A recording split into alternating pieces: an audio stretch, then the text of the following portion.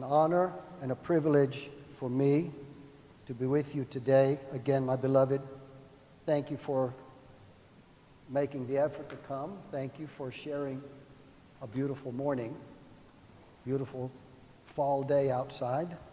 And God willing, we have a continued great fall, and God willing, together.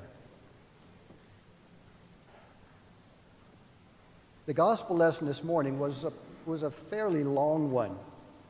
And as such, sometimes when the long readings take place, the mind kind of wanders off. It's just a lot to think about, a lot to be contemplating. And I'd like to share another little part of a very meaningful pericope, it's called. Pericope, which means like a precipice. It's a portion of something bigger. You remember the story, and probably, hopefully, you were reading along. We read it in both Greek and English, and in your missal. The story of this individual who had ever how long in his life been having terrible experiences. For him, this was no life. And indeed, when he was asked by Christ, if you remember, he was asked by Christ, "What is your name?" He said, "Legion," legion, because legions of demons, many demons had passed through him. And I'm sure some of us, perhaps, unfortunately, might be able to relate to that. Doesn't necessarily have to be very graphic, as was the case in here. A gentleman who was constantly and continuously doing all kinds of strange things, throwing himself into fire, trying to destroy himself. And again, it doesn't necessarily have to be something as graphically depicted as in the gospel this morning. Many of us very often do the same thing, if not in the literal sense, certainly psychologically, emotionally, spiritually. We often may try to do some crazy things because our mind is not there, or unfortunately, our minds and our hearts have a big hole in them. And my 5th grade science teacher, Gladys Nettles, reminded me that nature abhors a vacuum, and that means wherever there is a vacuum, something is going to come in there and occupy that space. So if I choose not to have God in my heart, in my mind, then something or someone else is going to come and take God's place. And that's when things not pleasant occur.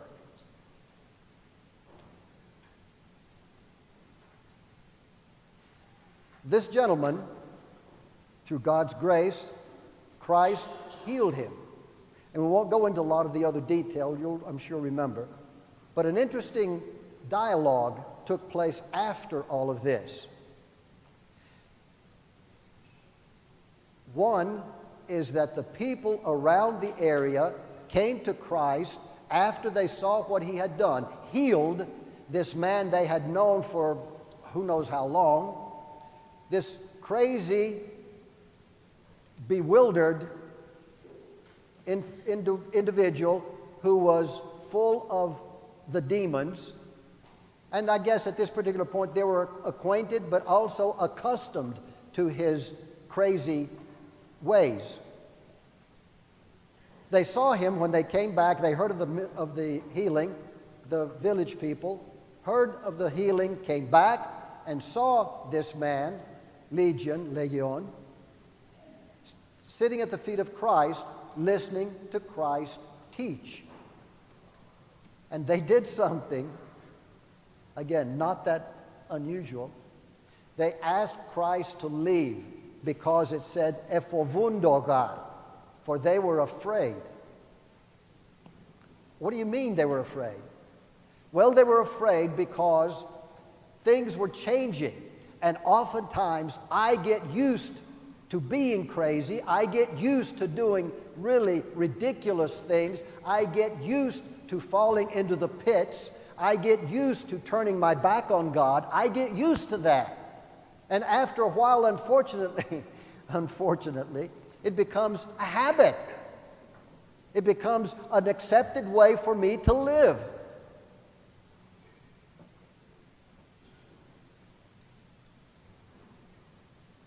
These people were so afraid because they were maybe afraid that Jesus was going to do something and maybe change their lives. Maybe they didn't want to change their lives. Maybe they were so accustomed to their craziness, just like we are so accustomed, I'm getting there almost, to what is going on in our world. My grief.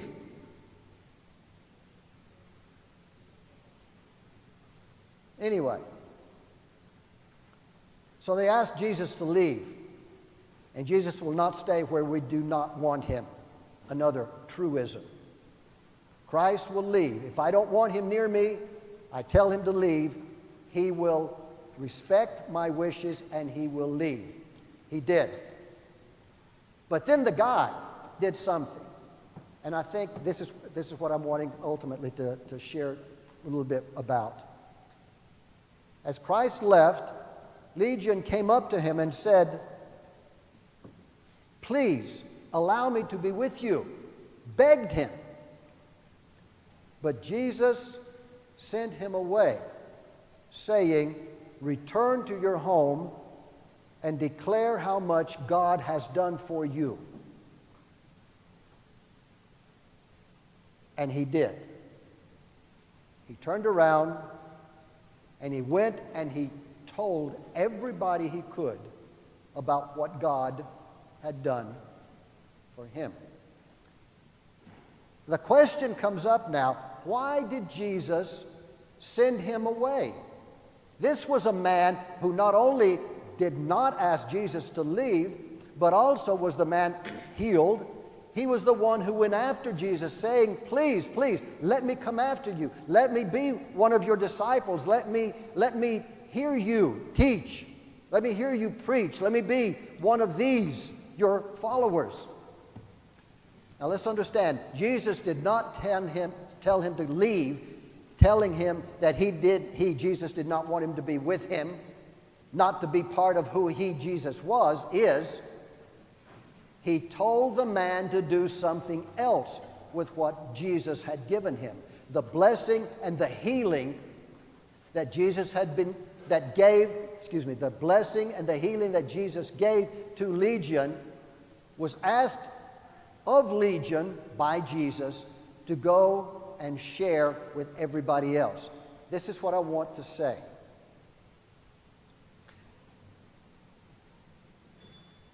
My beloved, at times, maybe in our enthusiasm, at times, maybe because we really haven't thought our own individual roles all the way through, maybe many things. But sometimes I hear personally from very sincere, committed Christians, "Can you give me something to do? Tell me something to do. I want to do something for the church. I want to do something for God that is going to show God how much I love him." I had a discussion very recently with, of all people, a funeral director who is wanting to know, among the things, a very obviously a committed individual, he is wanting to do something to express his gratitude to God. And he's asking, what can we funeral directors do to help you clergy? And a fantastic question along this line. I asked the gentleman, "Please, turn right around and continue doing what you're doing. You are helping an untold number of people face among the most difficult things that we can face in life, and that is death. A little side story here. Fewer and fewer people are having funerals. I don't mean in our church. I mean here in our country, as an example. And I'm sure in other countries the same. Instead of having funerals, what we're doing is we're having the person, more often than not, placed aside, cremated, usually. Cremations are up, even in conservative Greenville. We have over 50% of our funerals are cremations. I was in another city a bit more progressive than Greenville this past week. There are over 65% cremations there. But very often not having services even with the cremation remains. We're putting the person aside and we'll do something later. We're denying the concept of death. So you, sir, Mr. Funeral Director, you are helping these people come to grips with the fact that one day you, he, she, me, is also going to be there.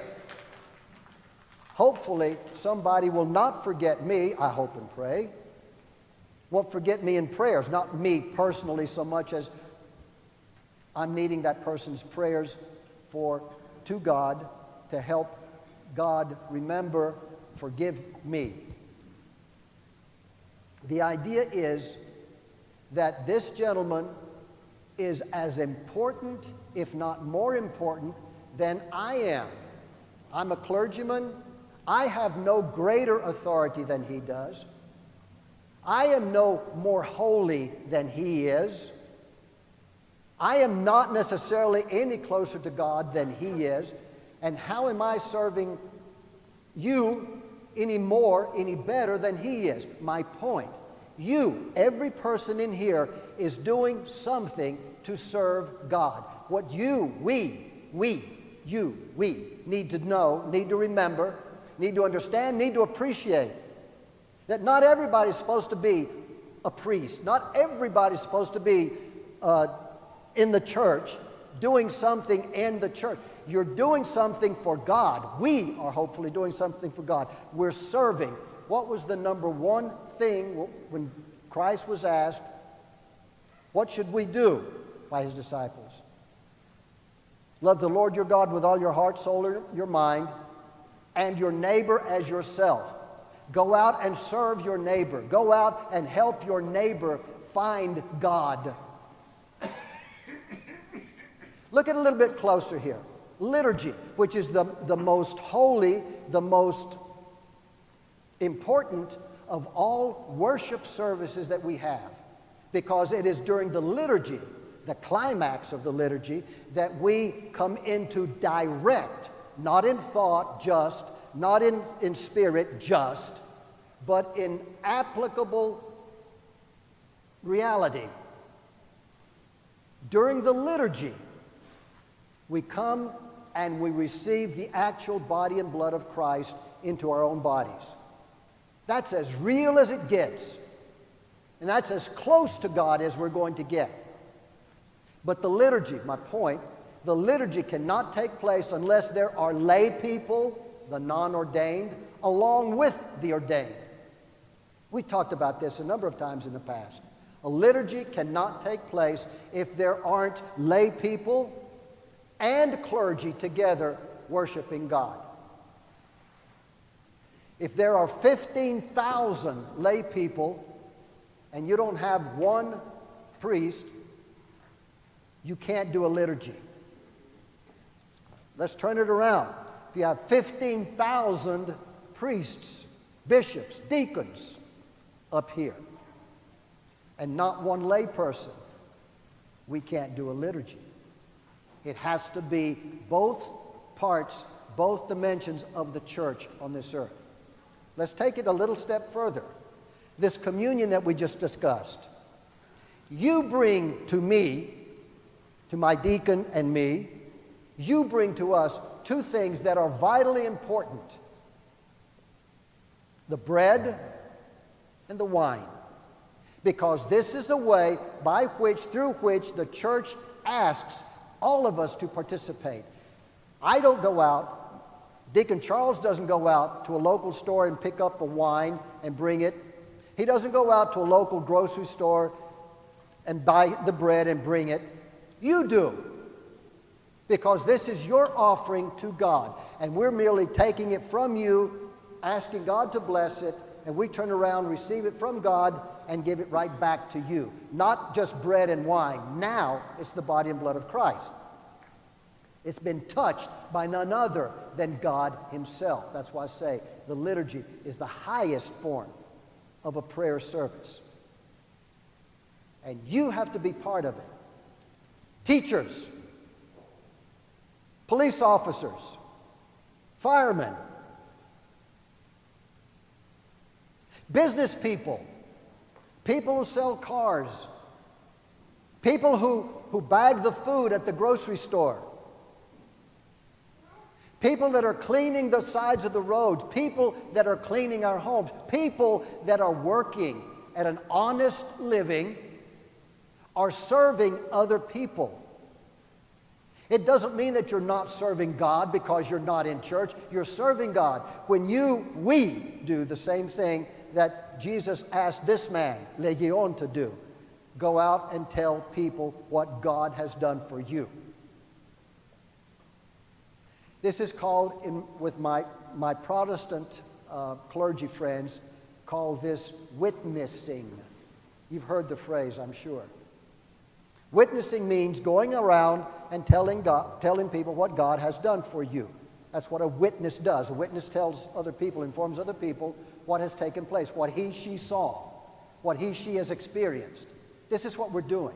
This is what this man, Legion, was asked to do by none other than Jesus himself. You and I don't have to be clergy.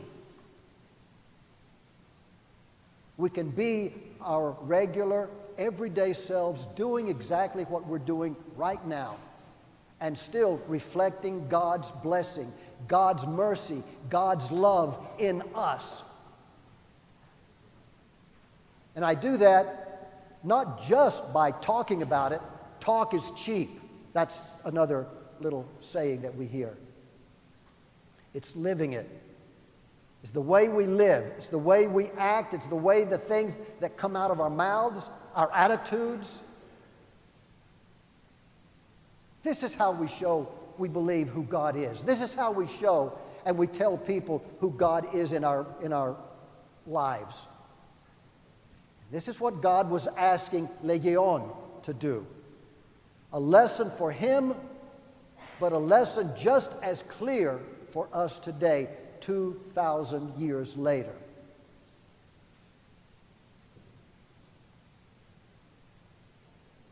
Declare how much God has done for you. Beautiful command. Beautiful directive. And I hope and I pray with God's direction and with his patience towards me that I will be able to do that and show others how truly, indeed, wonderful and glorious this God that we worship and adore, to show them also how wonderful he is. God bless you. Good morning.